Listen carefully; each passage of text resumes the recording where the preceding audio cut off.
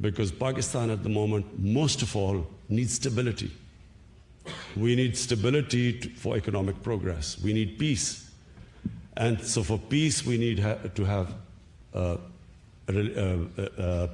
good relationship with our neighbors. So first was me trying to reach out to India. India is, a country which we've had turbulent relationship with.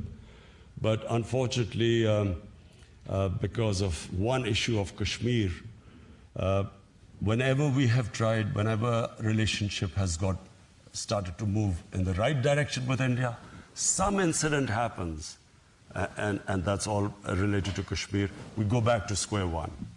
And so I reached out to my counterpart in India, the Indian Prime Minister, assured him that, you come one step towards us, we will go 2 steps towards you, because the biggest problem India and Pakistan face is poverty.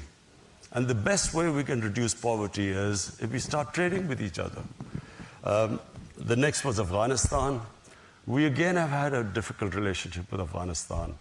And so we have reached out. I have invited President Ghani to Pakistan. And, it's a sort of long story, but we are moving towards, fortunately, we're all moving towards the same direction. There's a convergence now in Pakistan, in the US, that there is no military solution in Afghanistan.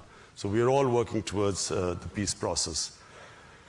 Similarly with Iran, we've had sort of a decent relationship with Iran without, it's not really a warm relationship, but a decent relationship with them. So we reached out to all our neighbors.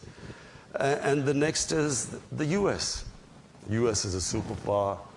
You have to have good relationship with the US, whether you like it or not. So I was a bit worried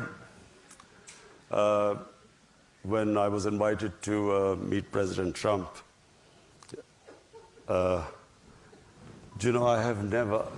been in limelight public life for 40 years. And sort of when I've gone to meet people who are famous or well-known or in power, you normally get advice that, what you should do, what questions you should ask when you meet them. But never in my life have I had so many suggestions before I was going to meet President Trump. Inundated.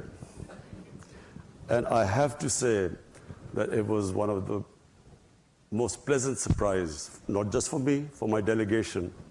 The way, the hospitality, the way he, straightforward, charming way he treated us, so we were all blown over. We loved the meeting with the president yesterday. But above all, we decided on how we will now have a close relationship between Pakistan and the US. How we will now ensure that there is no communication gap. The period from 2003 or 4 to 2015 was the worst in the relationship between Pakistan and the US. Pakistanis felt that they were fighting the US war. No Pakistani was involved in 9/11. Taliban were in Afghanistan, Al-Qaeda was in Afghanistan, but Pakistan ended up involved in that war, and we lost 70,000 people. We lost over $100 billion lost to our economy. And yet, there was mistrust. Pakistan felt it was doing its best. It could have stayed out of the war, and yet, Pakistan participated in the war, and Pakistan took a battering. There was a point when people like us thought, are we going to survive? Because there were suicide bombs going on every day. There were no sports team used to visit Pakistan, forget about investors. And so we passed through a terrible period, but at the same time, the US thought we weren't doing enough. We were playing a double game. So that was, in my opinion, the worst, it was the worst phase between the relationship between US and Pakistan. I was one of those, and I came here, I think in 2009, And I tried to explain to people here that there was no military solution in Afghanistan.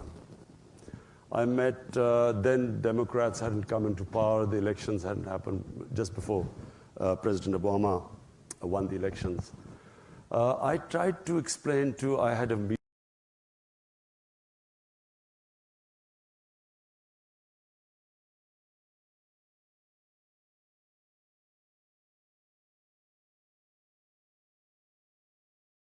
It's not going to be easy because there's no centralized